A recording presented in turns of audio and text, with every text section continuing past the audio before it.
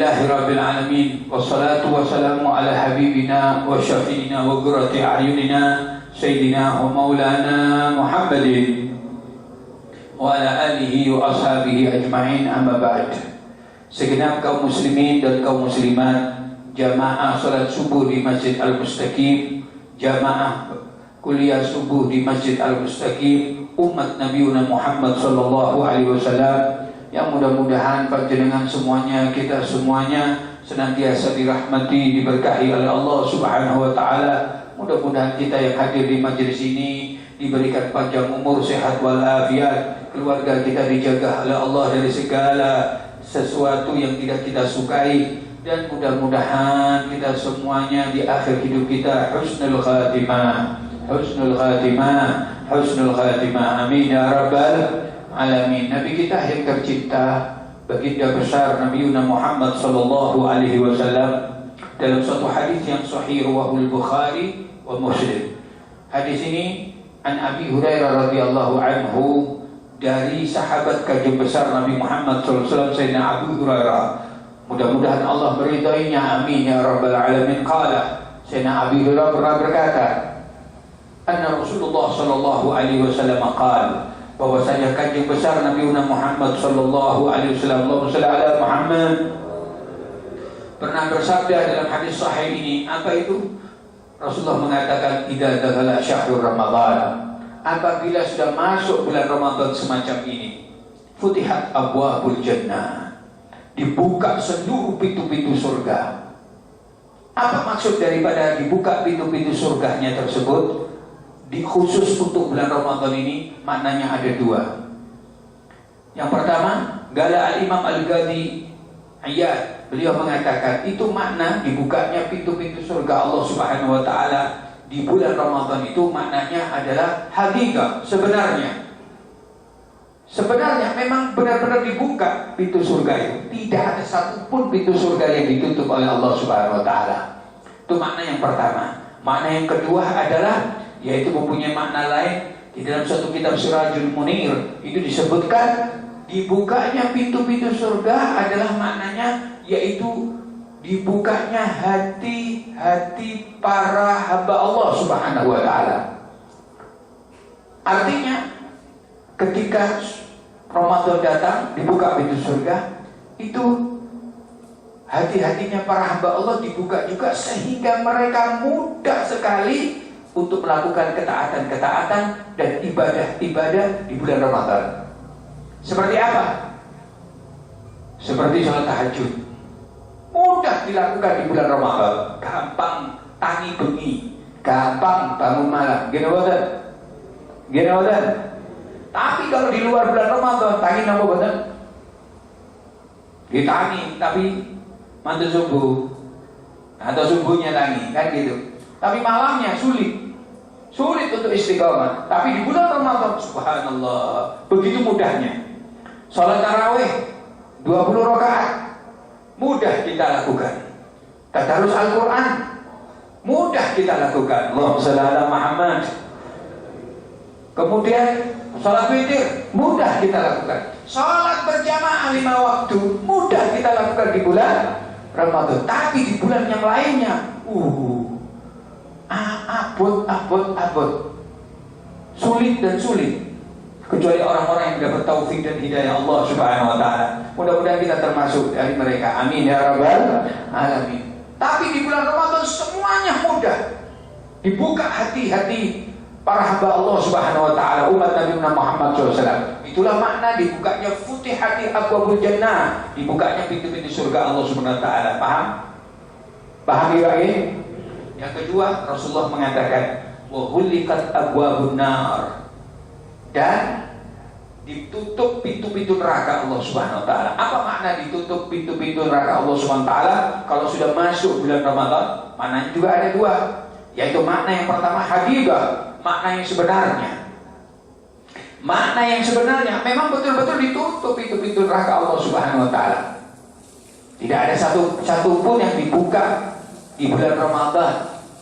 Kenapa ditutup? Surga kenapa dibuka? Pintu neraka kenapa ditutup? Semuanya tujuannya ada dua, yaitu kata para ulama mengatakan, yaitu menghormati bulan Ramadan. Allahumma shalli ala Muhammad. Yang kedua, menghormati orang-orang yang beribadah, berpuasa di bulan Ramadan. Kenapa pintu surga dibuka, pintu neraka ditutup? Itu menghormati mereka, menghormati bulan Ramadan. Makna yang kedua, pintu neraka ditutup oleh Allah Subhanahu wa taala. Dalam kitab Sirajul Munir disebutkan, maknanya adalah man mata fihi lam yadkhulha. Siapa yang meninggal di bulan Ramadan tidak akan masuk neraka Allah Subhanahu wa taala. Siapa yang mau meninggal? Mudah-mudahan panjang umur semuanya, amin. Pokoknya ada orang taat, orang saleh atau salehah lagi ibadah di bulan Ramadan, dapat pertengahan bulan Ramadan wafat. Masuk surga? Iya. Kenapa? Itu makna daripada ditutupnya pintu neraka. Artinya man mata fi, siapa yang meninggal di bulan Ramadan, lam yadkhulha, tidak akan masuk nerakanya Allah Subhanahu wa taala. Allahumma shalli ala Muhammad. Itu makna ditutupnya neraka Allah Subhanahu wa taala. Yang ketiga, Rasulullah mengatakan wasufidatish syayatin. Di bulan Ramadan itu dibelenggu. Para setan yang terkutuk itu dibelenggu, ditaleni istilahnya. Maknanya bagaimana itu? Maknanya ada dua juga. Memang benar-benar dibelenggu. Dalam kitab An-Nasaidiniya Al-Habib Abdullah bin Ali Al-Haddad menyebutkan setan itu kalau sudah masuk Ramadan, setan diikat sama Allah, dibuang ke laut. Makanya Ramadan aja tulinan di laut. Kelelep pungguk, ya, kena ombak tidak balik. Karena kerangka apa itu setan dibuat itu kabeh, ya. Jadi dibuang ke situ semua. Itu makna hakikatnya sebenarnya.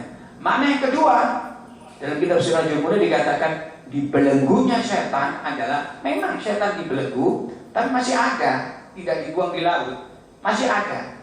Dibelenggu artinya apa? Dia tidak bisa mendekati orang-orang hamba-hamba Allah, umat-umat Nabi Muhammad SAW yang lagi beribadah puasa ikhlas karena Allah, berpuasa baik dan benar, mereka setan tidak bisa mendekat. Allahumma shalli ala Muhammad. Dibelenggu oleh Allah Subhanahu wa taala. Kemudian kita termasuk hamba Allah yang beribadah puasa dengan baik dan benar. Itu maknanya. Jadi itu jawaban dari pertanyaan orang-orang yang mengatakan jarine setan ditaleni, jarine setan dibelenggu di bulan Ramadan. Lah kok akeh wong pacaran? Lah kok akeh wong mangan subhat, mangan haram? Lah akeh kok wong maksiat? Bagaimana itu? Katanya setan tidak ada di bulan Ramadan. Jawabannya adalah bahwasanya orang yang berbuat maksiat di bulan Ramadan itu, kalau memang setan itu dibelenggu dan tidak ada di bulan Ramadan, terus mereka berbuat maksiat itu bukan godaannya setan, tapi itu nafsu mereka yang mengajak bermaksiat. Jadi nafsu mereka, karena nafsu itu lebih dahsyat daripada setan. 70 kali lebih dahsyat dari setan. Setan itu sudah mokongnya luar biasa. Ini nafsu lebih hebat, lebih mokong. Itu kalau kita hidup di bulan Ramadan, di luar bulan Ramadan, kita punya nafsu ditumpangi setan. Tambah nemen sudah. Ini setannya tidak ada, nafsunya masih bergerak, masih aktif. Makanya mereka berbuat maksiat, berbuat dosa, itu kan nafsunya.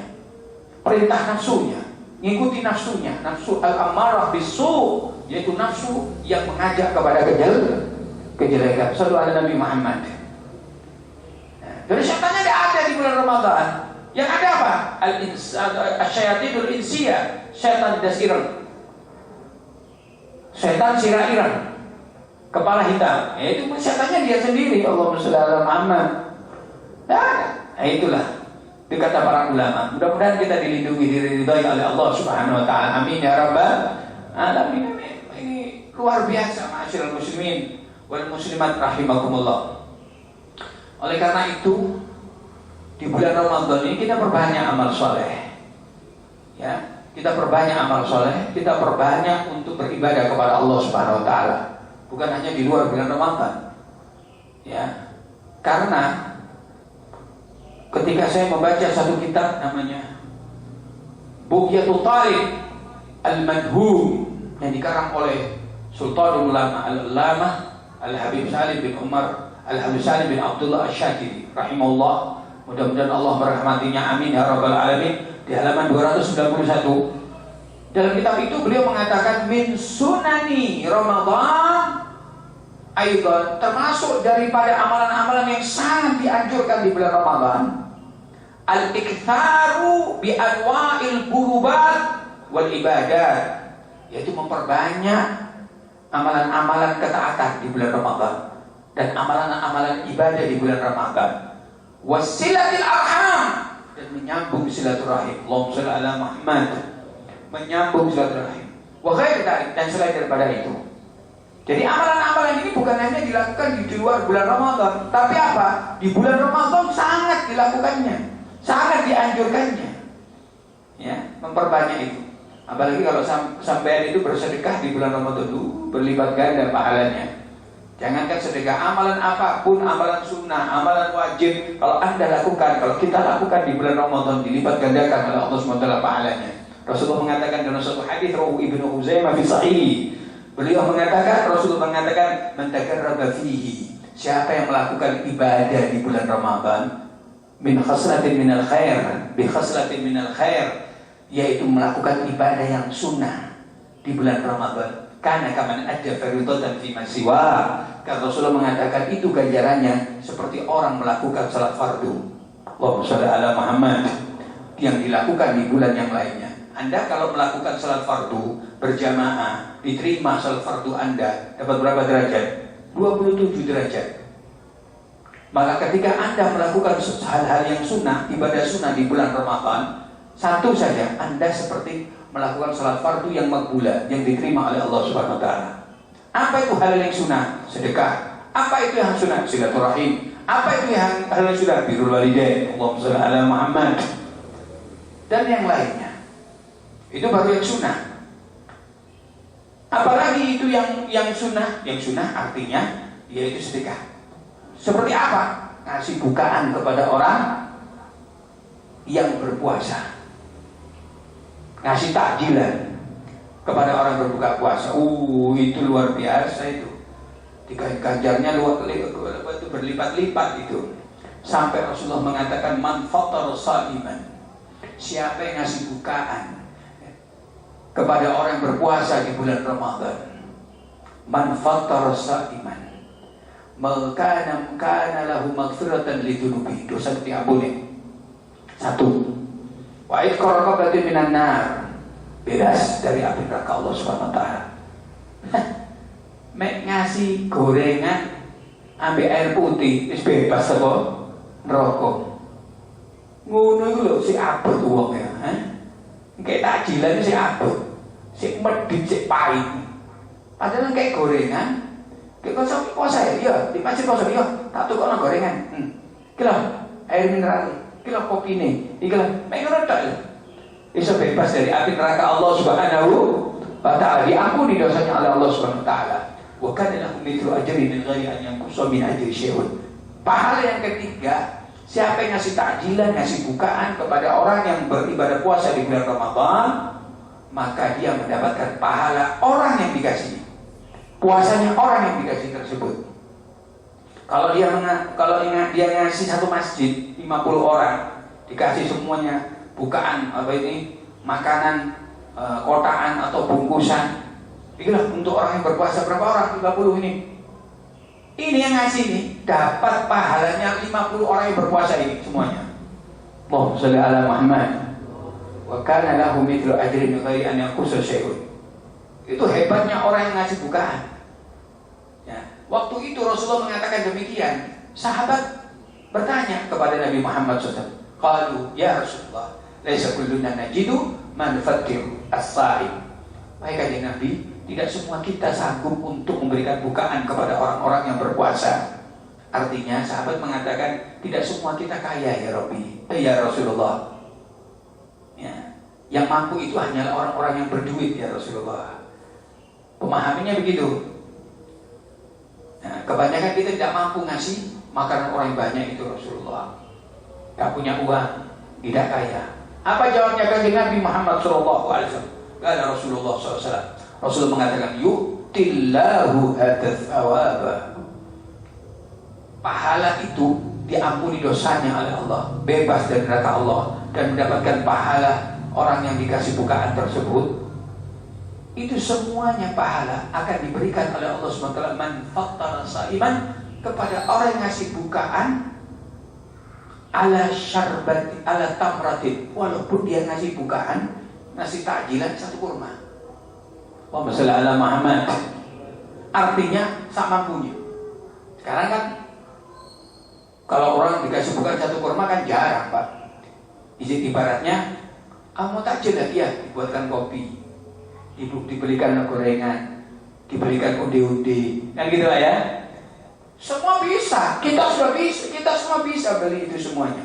Kata Rasulullah, walaupun dengan 1 kurma. Au ala syarbati ma'in. Kalau tidak mampu, kata Rasulullah, seteguk air. Kasih orang yang berpuasa, mau berbuka puasa tadi itu, mau takjil, kasih.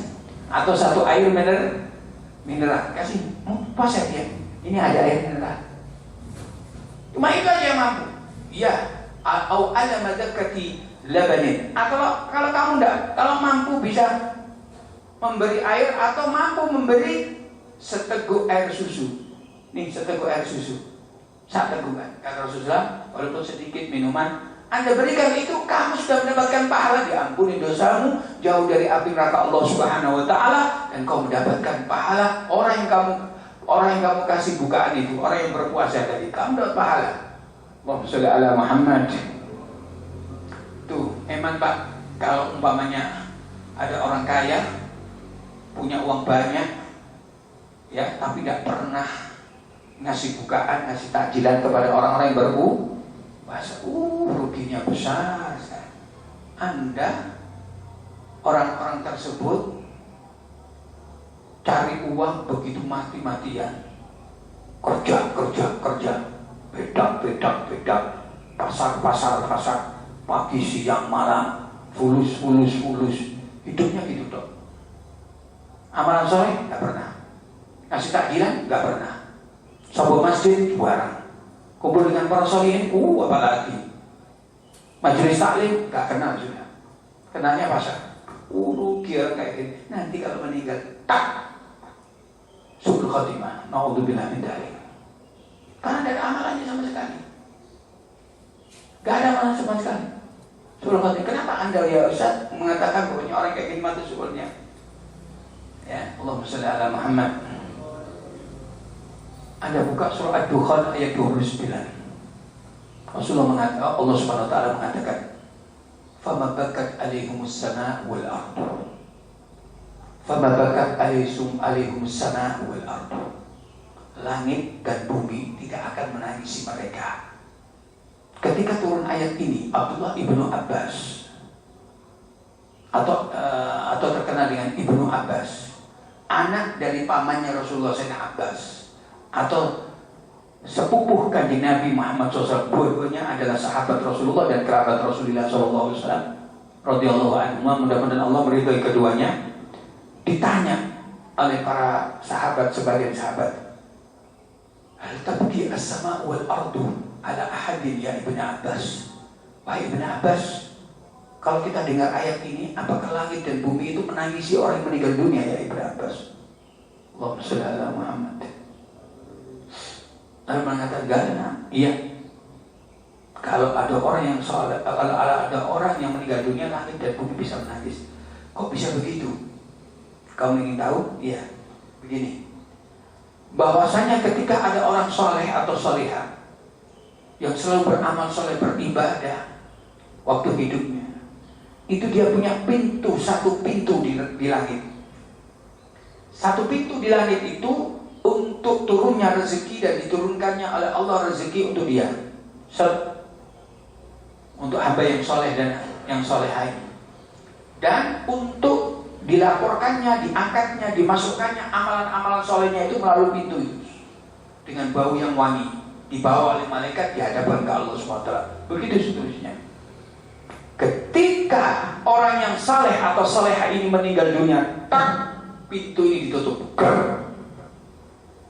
Tidak ada rezeki yang diturunkan lagi karena sudah meninggal. Tidak ada amalan-amalan yang soleh itu diangkat dan dimasukkan ke pintu itu karena sudah meninggal. Ketika ditutup pintu itu, maka langit menangis. Itu kata Abdullah ibn Abbas. Menangis kenapa? Tidak ada lagi bau yang wangi yang dilaporkan dari amalan-amalan soleh yang masuk ke satu pintu ini. Tidak ada rahmat dan berkah Allah yang Allah turunkan dari melalui pintu ini. Sudah ditutup, nangis langit. Allahumma sholli ala Muhammad. Itu langit menangis. Bumi bagaimana? Bumi apakah menangis juga? Kata Abdul Abbas, iya, bumi menangis. Yang mana itu yang bumi yang menangis? Tempat-tempat yang pernah dia lakukan untuk ibadah. Seperti apa? Masjidnya. Sampai sebuah masjid ini. Nanti kalau sampai meninggal dunia, karena kullu nafsin dha'iqatul maut, setiap jiwa pasti meninggal. Tidak ada yang sakti. Sakti kebal macam-macam, kalau sudah datang malaikat maut hilang semuanya itu. Ya, mati. Sampai yang sobo masjid setiap hari sholat jamaah ini. Ini keuntungan bagi sampean. Kenapa? Ketika pulau kali panjenengan yang nangis siapa? Masjidnya. Ini bumi yang nangis ini, masjidnya yang nangis. Apalagi majelis zikir yang sering dia lakukan, yang dia sering istiqomah di dalamnya, yang dia sering hadir, itu yang nangis. Majelis zikirnya, masjidnya, masjid sholawatnya, itu yang nangis semuanya. Musolatnya dan masjid sholawatnya, itu yang nangis semuanya. Musolatnya dan sebagainya. Yang selalu si aktif. Nah, sekarang pertanyaannya adalah, bagaimana orang kalau dalam hidupnya hanya kerja, hulus, bedak, alakoh. Bagaimana dengan orang yang tidak pernah sebuah masjid, tidak pernah ibadah, tidak pernah ingat sama Allah Subhanahu Wa Taala? Mana yang nangis? Langit menangis? Tidak. Bumi menangis? Mana yang menangis? Pasarnya menangis? Na'udzubillah min dzalik. Masjidnya tidak menangis, musholanya tidak menangis, majelis zikirnya tidak menangis karena dia tidak pernah sama sekali untuk hadir di majelis itu. Sehingga apa? Dia mati suul khatimah. Na'udzubillah min dzalik. Fama bakat alaihumus samaa'u wal ardu ad-dukhan ayat 29. Tidak akan menangis langit dan bumi untuk mereka. Na'udzubillah min dzalik. Jadi keuntungan bagi panjenengan yang istiqomah ke masjid sholat jamaah itu. Nanti kalau sampai meninggal dunia ini nangis ini semua. Ya Allah, mudah-mudahan kita husnul khatimah. Amin ya rabbal alamin. Mudah-mudahan kita husnul khatimah. Amin ya rabbal alamin. Setelah panjang umur dalam sehat walafiat. Amin ya rabbal alamin. Itu. Jadi mumpung kita punya rezeki, kalau kita mampu membeli gorengan untuk takjilan, memberikan air minum mineral, kasih untuk orang-orang yang di mana yang berbuka. Biasanya di masjid kan begitu Pak ya. Nggih. Kalau sampai mampu untuk berbuka bersama, tak udah kabeh enak omah atau dikini dikai apa? Buka bersama. Luar biasa itu. Sanggup sampean gitu. Rasulullah juga mengatakan, Anda kalau umpamanya di bulan Ramadan ngasih minuman saja kepada orang berpuasa, luar biasa kajarnya. Apa ya Rasulullah? Dalam satu hadis yang sahih Ibnu Khuzaimah, Rasulullah mengatakan, man saqa sa'iman, siapa yang ngasih minum kepada orang yang berpuasa di bulan Ramadan, man saqa sa'iman saqallahu subhanahu wa ta'ala min haudi, maka dia akan dikasih minum oleh Allah subhanahu wa ta'ala dari telagaku. Dari telagaku, kata kanjeng Nabi Muhammad SAW, syarbatan, satu minuman, la yadma, ketika dia minum maka sepanjang umurnya dia tidak akan pernah ngelak, tidak pernah haus, hatta yadkhulal jannah, sampai dia masuk surga. Sampai bilang Nabi Muhammad SAW. Jadi ada dua pahala di sini bagi orang yang ngasih minum saja kepada orang yang berpuasa. Kau punya wonten, teh wonten nggih, double takjil buka niki. Dari wonten pulau siap pun datang ntar lagi 5 menit lagi datang kasih minum, ngasih es, sudah mereka senang. Wah, saudara Muhammad, siapa sampai ngasih minum kepada orang yang berpuasa, maka nanti dia itu akan minum di telagaku, dikasih minum oleh Allah di telagaku. Ketika dia minum di telagaku satu teguhan, dia tidak akan haus selamanya. Kata Nabi Muhammad SAW dalam hadis yang lainnya, inna likulli nabiyyin hawdan. Setiap nabi punya telaga. Lalu para ulama mengatakan yang berdasarkan hadis, ada nabi punya telaga tapi tidak punya umat, sehingga tidak ada yang datang di situ. Ada nabi yang punya umat 1000, dia datang umat 1000 itu ke telaganya dia, karena setiap nabi punya telaga. Dan kata Rasulullah, saya mengharapkan bukan hanya 1000, bukan hanya sebagian, tapi banyaknya umatku akan datang di telagaku dan minum dari air telagaku. Allahumma shalli ala Muhammad. Itu kata Imam Qurtubi radhiyallahu anhu. Rasulullah SAW bahwa gaiman al-asah.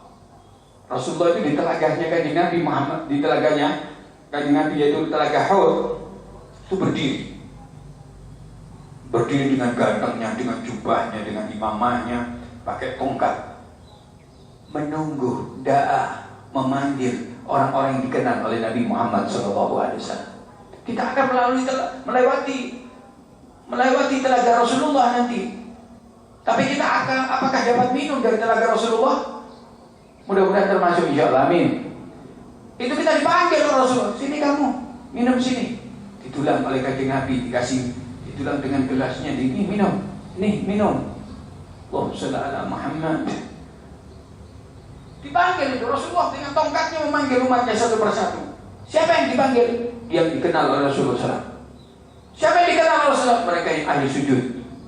Siapa yang dikenal oleh Rasulullah? Karena nampak di wajahnya ini simahu min atharis sujud, di wajahnya ini bekas sujud, bekas wudhu. Itu umatku. Allahumma shalli ala Muhammad. Aku kenal itu umatku karena bercahaya. Tangannya bercahaya bekas wudhu, kakinya bercahaya, mukanya bercahaya. Sini kamu, kasih minum. Lalu siapa lagi dikenal Rasulullah? Yaitu orang yang perbanyak salawat kepada Nabi Muhammad SAW. Aulan nasi bi yaumil qiyamah aktsarhum alaihi salatan.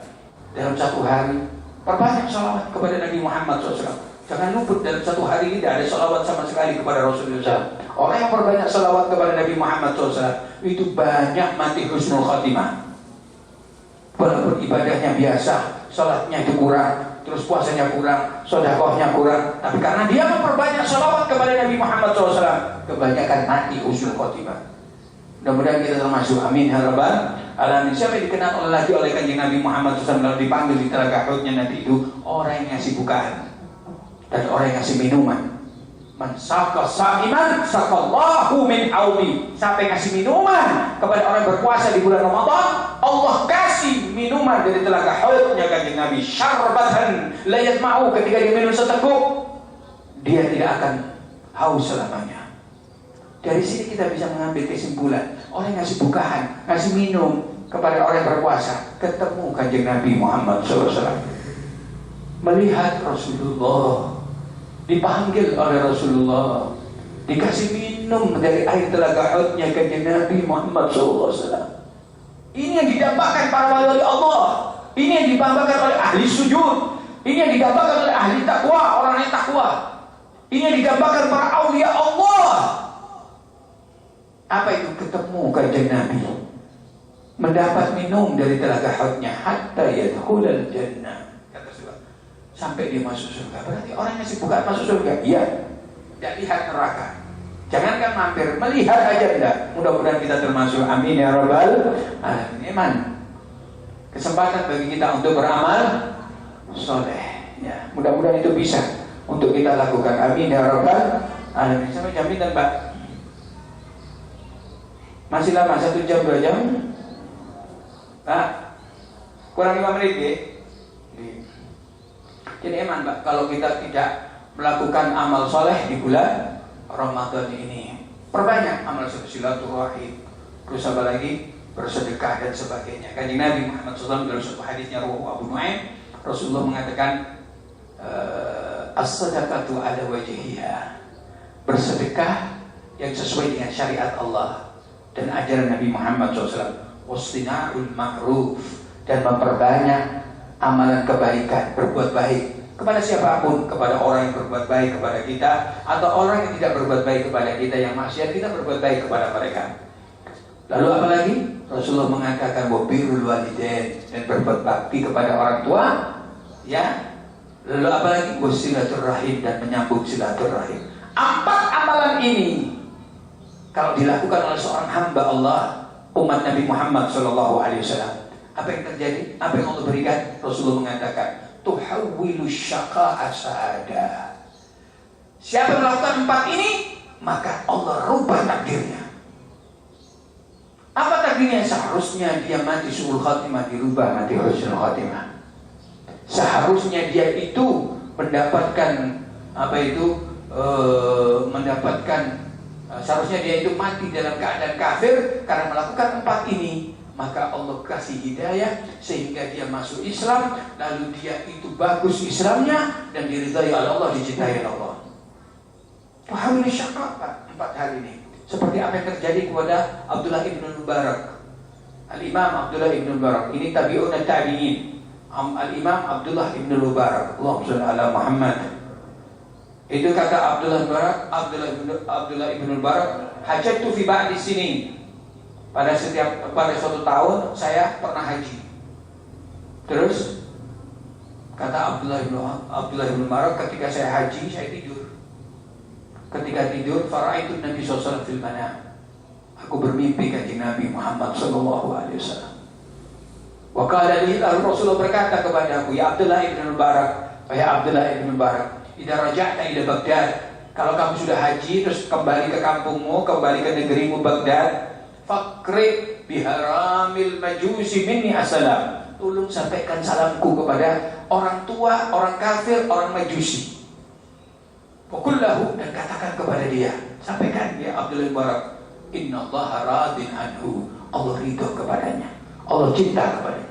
Orang kafir, orang majusi dapat salam dari kanjeng Nabi Muhammad SAW. Orang kafir, orang majusi dicintai oleh Allah Subhanahu wa taala melalui lisan Rasulullah SAW dalam mimpi Abdullah ibn Mubarak. Luar biasa orang kafir ini. Apa amalannya sehingga dia mendapatkan salam Rasulullah SAW? Seandainya kita yang mendapatkan salam Nabi Muhammad SAW, selesai sudah. Kita akan bahagia, hidup kita akan sumeh. Seandainya kita yang mendapatkan salam dari Rasulullah SAW, itu lebih berharga dari dunia dan seisinya. Kenapa? Kita dapat salam dari Nabi Muhammad SAW. Alamat kita orang baik, alamat kita orang soleh, alamat kita mati husnul khatimah. Ya Rabb, berikan itu semua kepada kita semua, ya Arhamar Rahimin. Pulang Abdullah ibn Mubarak dari haji ke Baghdad, dicari itu orang kafir majusi, ketemu. Ketika ketemu ditanya, pertanyaan cuma satu, halaka min khairin indallah, halaka min khairin indallah. Wahai Abdullah, wahai orang tua majusi, apa kamu punya amalan-amalan kebaikan? Kamu pernah berbuat baik? Dia pikir-pikir, iya pernah dalam hidupku. Apa itu? Bagaimana? Suatu saat saya berjalan, lalu saya mendapatkan satu rumah. Dan di rumah itu penghuninya anak-anak kecil dengan ibu, yaitu anak-anak kecil yatim. Waktu itu saya melewati rumah itu, saya terdengar anak-anak kecil itu menangis, lapar, lapar, lapar luwe. Ibunya lalu mengatakan, wallahi astahi minallah an atluba min ghairi. Aku malu minta makanan, minta hajat kepada orang lain. Dan aku malu kepada Allah minta hajat kepada selain Allah. Malu saya, menangis ibunya. Anaknya lapar bu. Ketika itu tersentuh hati saya. Saya pulang ke rumah, ambil sembako, ambil uang, ambil makanan, aku bungkus semuanya, aku pikul semuanya, aku datangi mereka dan aku berikan makanan itu kepada mereka sehingga mereka senang dan tidak kelaparan lagi. Itu saja kata orang majusi. Apa kata Abdullah bin Mubarak? Absyir, berita gembira. Kenapa? Aku waktu haji mimpi kanjeng Nabi Muhammad SAW. Inna Nabi yuqi'uka salam. Nabi Muhammad dalam mimpiku mengirim salam kepadamu. Oh, sallallahu alaihi. Wa yaqul, dan Rasulullah mengatakan, innallaha radin anka. Allah ridho kepadamu. Allah cinta kepadamu. Apa yang terjadi kepada orang kafir Al-Majusi ini? Ketika mendengar ini, dia langsung senang, bahagia. Ya Abdullah ibn Barak, Fa'aslam. Orang kafir yang masuk Islam lalu mengatakan, saksikan pada saat ini aku masuk Islam. Asyhadu an la ilaha illallah. Aku bersaksi bahwa Allah Tuhanku. Wa asyhadu anna Muhammadar Rasulullah. Tidak, aku bersaksi dari Muhammad adalah utusan Allah. Fa'aslama wa hasuna islamu. Dia masuk Islam dan menjadi muslim yang baik. Coba lihat, Allahumma shalli ala Muhammad. Lihat Abdullah yang terjadi di zaman Abdullah bin Barak. Orang kafir dapat salam Rasulullah SAW. Orang kafir dicintai oleh Allah Subhanahu Wa Taala, dicintai oleh Rasulullah. Apa yang dia perbuat? 4 hal di antaranya. Dari sebagian 4 hal ini: bersedekah, berbuat baik kepada orang lain, silaturahim. Dirubah takdirnya. Seharusnya dia mati, hidup dalam keadaan kafir, mati dalam keadaan kafir, dirubah takdirnya. Hidup dalam keadaan kafir, lalu masuk Islam, dicintai Allah, mendapat salam kanjeng Nabi Muhammad SAW, dan Islamnya baik. Allahumma shalli ala Muhammad. Lalu apalagi ya Rasulullah? Kalau orang mengamalkan 4 ini, tazidu fil umur. Hamba Allah umat Nabi kalau melakukan apa? Sedekah, silaturahim, baik kepada orang lain, birrul walidain, maka amalan ini yang akan menyebabkan umurnya dia ditambah oleh Allah, dipanjangkan umurnya. Bukan hanya sekedar panjang umur tapi maksiat, panjang umurnya tapi lalai kepada Allah, panjang umurnya tidak ada amalan-amalan soleh yang dia lakukan. Bukan itu. Tapi dikasih panjang umur, tapi dia takwa kepada Allah. Panjang umur diridhai oleh Allah. Panjang umur hidupnya barokah. Panjang umur penuh dengan taat dan ibadah. Allah Rabbi, mudah-mudahan Allah berikan itu kepada kita. Amin ya rabbal alamin. Maka orang ini orang kalau mengamalkan ini, apalagi di bulan Ramadan, ditambah umurnya. Seharusnya mati, dipanjangkan umurnya. Dan itu terjadi pada zaman Nabiullah Daud alaihissalam, seorang pemuda yang selalu menyertai Nabiullah Daud. Kemanapun Nabiullah Daud pergi, pemuda ini selalu mengikutinya. Nah, suatu saat Nabiullah Daud ketemu dengan malaikat maut. Lalu malaikat maut berkata kepada Nabiullah Daud, ya Daud, itu pemuda yang selalu menyertai kamu. Ada 6 minggu, 3 hari lagi aku cabut nyawanya. 3 hari lagi dia meninggal dunia. Nabiullah Daud sedih, susah. Subhanallah, ma'asyiral muslimin wal muslimat rahimakumullah.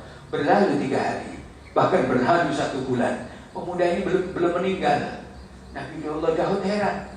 Lalu ketika Nabiullah Daud ketemu lagi dengan malaikat maut, bertanya, malaikat maut, bagaimana ini? Kamu mengatakan bahwasanya pemuda yang selalu menyertai aku ini 3 hari lagi mati, meninggal dunia. Ini sampai 1 bulan kok belum meninggal dunia? Iya betul, kata malaikat maut. Perlu kamu ketahui ya Nabiullah Daud, besok dia itu mau saya cabut nyawanya. Allah bilang kepada aku, malaikat maut, jangan kau cabut nyawanya. Kenapa Rabbi? Aku sudah panjangkan umurnya 20 tahun. Kenapa ya Allah? Karena dia bersedekah, ngasih fuqara, ngasih masakin, orang-orang yang membutuhkannya, menolong mereka dengan 20 keping dirham, 20 keping uang perak. 1 sodakohnya 1 dirham, aku kasih ganjaran, aku panjangkan 1 umurnya, setahun umurnya. Karena dia bersedekah 20 keping dirham, maka aku panjangkan umurnya 20 tahun. Lihat, orang yang banyak sedekah, panjang umur barokah. Orang yang genggam, pahit, cerai, cepat mati. Wih, cepat, sing cerai lah, hati-hati sing cerai. Game over, tetap cepat game over. Ya Allah, naudzubillah. Kalau mati, cepat mati sulh khotimah lagi. Tonggo-tonggo nih nyelawat, paling yang ngerasani jangan berangkat dhewe kok. Kok ngono? Apa pahit ngono uripe. Kowe ini gak duwe, kene luwe gak direken kamu. Sugi-sugi gak manfaat. Dirasani ngono. Sampai tonggo-tonggo nih. Kok berangkat dhewe nang kuburannya. Sampai gak ngundang bangkel liwat ya. Tapi kalau orang dermawan meninggal dunia, nangis semuanya. Kenapa kamu nangis? Sulit untuk cari gantinya dia. Allahumma sholli ala Muhammad. Dia peduli dengan fuqara masakin. Dia peduli dengan anak yatim. Dia peduli dengan tetangga. Dia roman. Allahumma sholli ala Muhammad. Saya pernah dikasih beras, saya pernah dikasih gula, saya pernah dikasih uang ketika saya tidak punya apa-apa. Semua tetangganya bilang gitu. menangis. Saya menangis, sulit untuk cari gantinya dia. Siapa yang seperti dia? Menangis semua jenazah diantarkan begitu banyaknya oleh orang-orang yang mencintainya. Pemandangannya begitu indah. Satu jenazah diantarkan ratusan orang menuju ke kuburan. Siapa dia? Ulama? Bukan. Dia orang yang ahli sedekah. Allahumma shalli ala Muhammad yang lama. Yang terakhir, tapi masori as-suduq. Orang yang mengamalkan 4 ini, maka dia terhindar dari bencana, terhindar dari sesuatu yang tidak disukai, tidak gampang kena musibah. Allahumma shalli ala Muhammad. Sedekah, silaturahim, berbuat baik, dan birrul walidain. Bahkan macan sendiri merah sudah terakhir. Macan sendiri itu tidak akan menerkam dia. Itu kata Rasulullah dalam satu hadisnya. Innal asad, sesungguhnya macan yaqul, berdoa, Allahumma la tusallitni ala ahadin min ahlil ma'ruf. Rabbi, jangan kau tadikan aku menerkam orang yang berbuat sedekah, silaturahim, baik kepada orang lain, berbalik. Rabbi, jangan jauhkan aku dari mereka. Allahumma shalli ala Muhammad. Macan saja berdoa dengan demikian. Mudah-mudahan kita yang hadir di majelis ini semuanya yang takwa dan taat kepada Allah Subhanahu wa taala. Mudah-mudahan hidup kita bahagia di dunia, bahagia di akhirat. Barakah dunia, barakah akhirat. Mudah-mudahan di akhir hidup kita Allah cabut nyawa kita dalam keadaan husnul khatimah. Assalamualaikum warahmatullahi wabarakatuh.